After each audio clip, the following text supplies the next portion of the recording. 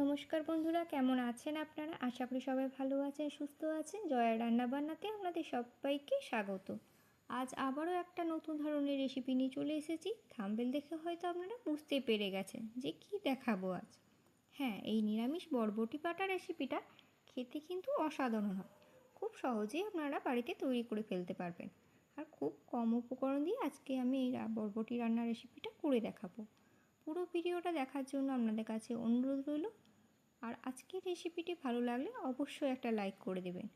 আর এই রকম নিত্য নতুন রেসিপি দেখতে থাকার জন্য আমার চ্যানেলটি সাবস্ক্রাইব করে রাখবেন। তাহলে চলুন বন্ধুরা, শুরু করি আজকের রান্না। আপনারাও আমার সাথে থাকুন, দেখতে থাকুন কিভাবে করি। এই বরবটি রান্নার মূল উপকরণ কিন্তু বরবটি। লম্বা লম্বা বরবটিগুলো এরকম টুকরো টুকরো করে আমি কেটে নিয়েছি। আমি 250 গ্রাম মতো বরবটি নিয়েছি। সেই বরবটিগুলোকে কেটে জল দিয়ে ভালো করে ধুয়ে নিয়েছি। এরপর এটার একটা মিহি পেস্ট তৈরি করব। আপনারা চাইলে শিলেও বাটতে পারেন বা মিক্সিতেও মিহি পেস্ট করে নিতে পারেন। আমি এগুলো মিক্সিতেই একটা মিহি পেস্ট তৈরি করব। তাহলে চলুন আগে মিহি পেস্ট একটা তৈরি করে নিই আগে। তো দেখুন কত সুন্দর আমার মিহি পেস্ট হয়ে গেছে। বরবটিটা আমি মিক্সিতে ভালো করে পেস্ট করে একটা বাটির মধ্যে ঢেলে দিয়েছি। খুব ভালো বাটা হয়ে গেছে।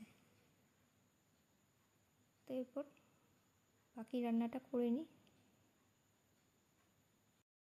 এরপর গ্যাসের মধ্যে একটা কড়াই বসিয়ে দিয়েছি। কড়াইটা গরম হয়ে যাওয়ার পর 1 চামচ মতো সর্ষের তেল দিলাম। তেলটা অনেকটা গরম হয়ে এসেছে। এরপর ফোড়ন হিসাবে ব্যবহার করছি কালো জিরে। 1 টেবিল স্পুন কালো জিরে দিয়েছি। তো যেহেতু এটা পুরো নিরামিষ পদ্ধতিতে আমি করছি, তাই কালো জিরে আর হিং দিয়ে পুরো রান্নাটা আমি করব। তো কালো জিরাটা একটু ভাজা হয়ে যাওয়ার পর 1 চামচ মতো হিং পাউডার দিলাম।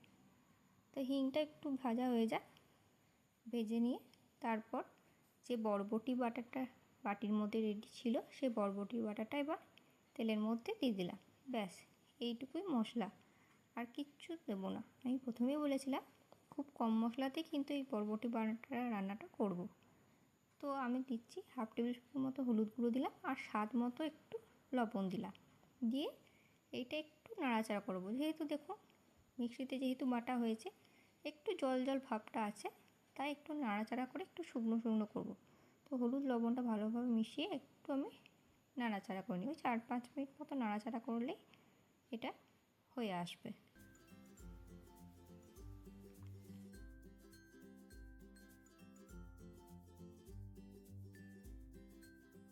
তিন চার মিনিট নাড়াচাড়া করার পর দেখুন জল অনেকটাই টেনে গেছে, একদম শুকনো শুকনো হয়ে এসেছে।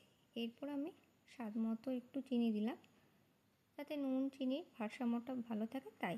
আর দুটো কাঁচা লঙ্কা কুচি করে এর মধ্যে দিয়ে দিলাম। যদি আপনারা ঝাল খেতে না চান সেক্ষেত্রে কাঁচা লঙ্কা কুচিটা দেবেন না, ঝালটা অ্যাভয়েড করবেন।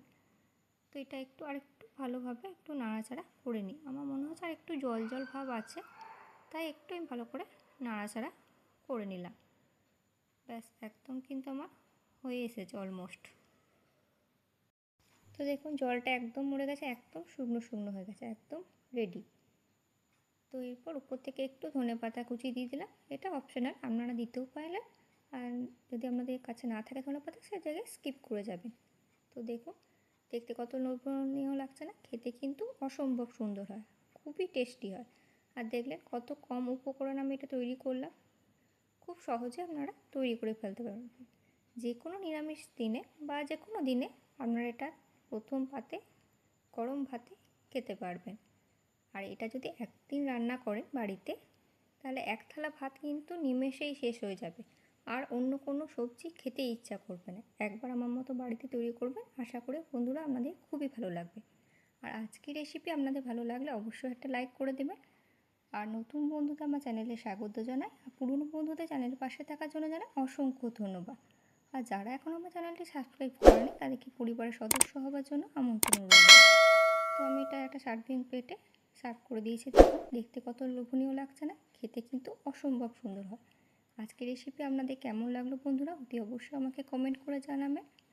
চলুন বন্ধুরা আজ আসি, আবার দেখা হচ্ছে আপনাদের সাথে নেক্সট ভিডিওতে। ততক্ষণে সবাই আপনারা ভালো থাকবেন, সুস্থ থাকবেন। ধন্যবাদ।